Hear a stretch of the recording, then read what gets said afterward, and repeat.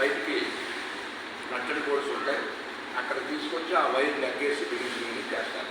అంటే 11,000 voltage transformer primary wiring in అయిపోయి ఇక్కడ ఐరన్ కోర్ ఉంటుంది. ఐరన్ గోల్డ్ ఆకారంలో కోర్ ఉంటుంది. ఆ కోర్లో ఇండక్షన్ తెలుస్తుంది. ఆ కాయిల్స్ ద్వారా మ్యాగ్నెటిక్ శక్తి ఉత్పన్నమయ్యి ఇండక్షన్ని రిలీజ్ చేస్తుంది. ఆ ఇండక్షన్ని సెకండరీ వైండింగ్ కలెక్ట్ చేసుకొని output phase 1, phase 2, phase 3 neutral అనే 4 టెర్మినల్స్ ద్వారా 4 పంపిస్తారు. Phase 1, phase 2, phase 3 neutral. ఇక్కడ నుండి డిపార్ట్మెంట్ వాడు స్తంభాలు వేసి ఈ 3 ఫేజ్ని ఈ న్యూట్రల్ని స్తంభాల మీద మన వీధిలో తీసుకొచ్చి ఎవరికి సప్లై కావాలా మనం పెట్టుకున్నాం. హౌస్ సప్లై ఫేజ్ 1 అని న్యూట్రల్ ఇస్తారు, ఇంకోరు పెట్టుకున్నారు. ఫేజ్ 2 న్యూట్రల్ ఇస్తారు, ఇంకోరు పెట్టుకున్నారు. ఫేజ్ 3 న్యూట్రల్ ఇస్తుంటారు. అలాగా ఇస్తారు. ఎవరికైనా 3 ఫేజ్ మోటార్లు పెట్టుకున్నాను అనుకోండి, 3 ఫేజెస్ 2 న్యూట్రల్ కూడా వాళ్ళకి అలా షెడ్లోకి సప్లై చేస్తారు. ఈ విధంగా సప్లై మనకు లభిస్తుంది. న్యూట్రల్ అనేది ఇక్కడ ఉండదు, ఇక్కడ ఉంటుంది. ఎక్కడ ఇంకా మోటార్ పడుతుందంటే స్టార్ పాయింట్లో ఉంటుంది. A2, B2, C2 స్టార్ కావాలి. ఆ స్టార్ కలిపి దాన్ని న్యూట్రల్గా తీసుకోవాలి. ఆ న్యూట్రల్కి గ్రౌండ్ ఎన్కి న్యూట్రల్ ఎట్ అని చెప్పి అరేంజ్ చేసి దాని నుండి ఒక కాపర్ బట్టి తీసుకొని ఇక్కడికి నిలుస్తారు.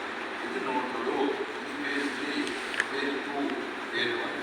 ఎన్ని టైంలో ఫేజ్ 1 నుండి 3 వోల్టేజ్ 3 ఉంటుంది. అలాగే 2 నుండి 3 కూడా అదే వాల్యూ మధ్యలో ఎంతైనా ఉంటుంది. అలాగే 1 నుండి 3 కూడా సేమ్ అదే వాల్యూ ఉంటుంది.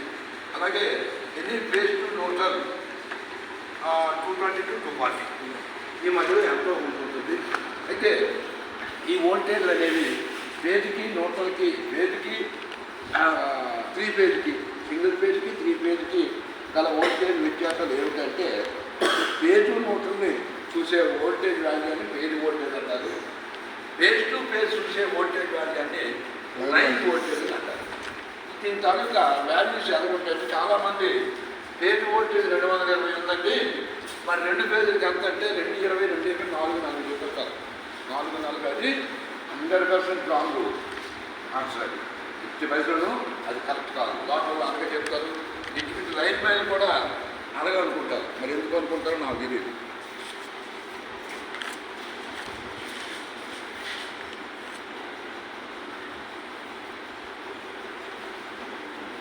అయితే ఫేజ్ వోల్టేజ్ కన్నా ఎప్పుడు కూడా లైన్ వోల్టేజ్ 2-3 వాల్యూలో ఉంటుంది.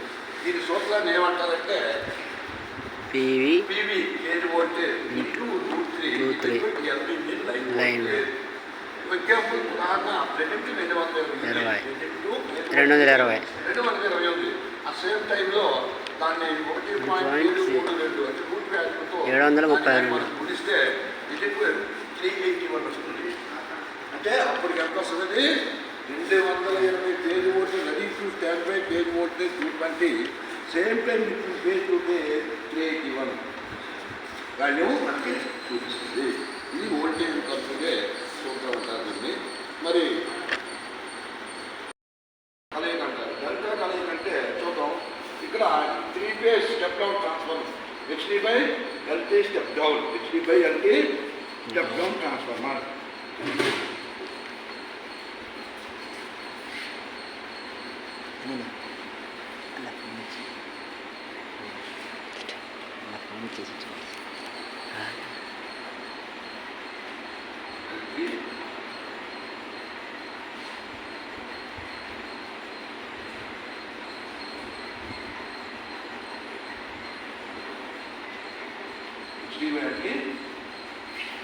ట్రాన్స్ఫార్మర్. ఈ HT/LT ట్రాన్స్ఫార్మర్లో 2 వైండింగ్లు ఉంటాయి, ప్రైమరీ, సెకండరీ. 3 ఫేజ్ కనుక ఇక్కడ 3 సర్క్యూట్లు లోపల అమలుస్తారు. ఈ 3 సర్క్యూట్లు ఏమిటంటే A circuit, B circuit, C circuit, A circuit, B circuit, B circuit, C circuit, C circuit. A, B, ఇది కాయిల్ అండి, ఇది కాయిల్ అయినా కొన్ని వేలు వందలు రౌండ్స్తో రౌండ్గా కాయిల్స్ ఉంటారు. చుట్టప్పుడు beginning one A1, ending one A2, beginning one B2, B1, ending B2, beginning C1, ending C2. Orders ఉన్నాయి కదా, ఈ ఆర్డర్లన్నీ డెల్టాలో కలుపుతారు. డెల్టా అంటే త్రిభుజం, డెల్టా అంటే త్రిభుజం ట్రయాంగల్. ఈ డెల్టా అంటే ఎలా కలుస్తారంటే A1 B2, B1 C2, C1 A2. ఇది డెల్టా అంటే A1 B2, ఎప్పుడు తీసు B1 C2, C1 A2. ఇది డెల్టా అంటారు. డెల్టా సింబల్ ట్రయాంగిల్ మీద వస్తారు. రైట్ ట్రయాంగిల్ త్రిభుజం, అది డెల్టా సింబల్ అంటారు. లైన్ 1, లైన్ 2, లైన్ 3 సప్లై ఇచ్చేస్తారు. ఆ 1, 2 అనేది ఎక్కడ ఇచ్చుకుంటే పర్లేదు. ఎలాగ ఈ మూడింటికి కూడా కలిపి ఎలాగైనా పర్లేదు. అవును సార్. ఇక సెకండరీ వైండింగ్ కూడా సేమ్ సర్క్యూట్స్ అండి. A circuit, B circuit, C circuit, A1 A2, B1 B2, C1 C2. ఇక్కడ ఏం చేయాలంటే ఆల్ 1 or 2 ఏమైనా పర్లేదు, ఒకట్లు కానీ రెండు కానీ. అయితే ఇక్కడ రెండు తీసుకున్నాం, A2 B2 C2, A2 B2 C2ని common చేశారండి. A2 B2 C2 C2 ఆ పాయింట్ నుండి న్యూట్రల్ ఎక్కడ ఉంది దెంగండి దీన్ని అని అంటారు, న్యూట్రల్ ఎక్కడ అంటారు. న్యూట్రల్ లింక్అప్ చేశారు అంటే ఆల్ టూస్ని కామన్ చేస్తే అది న్యూట్రల్ పాయింట్ అయింది.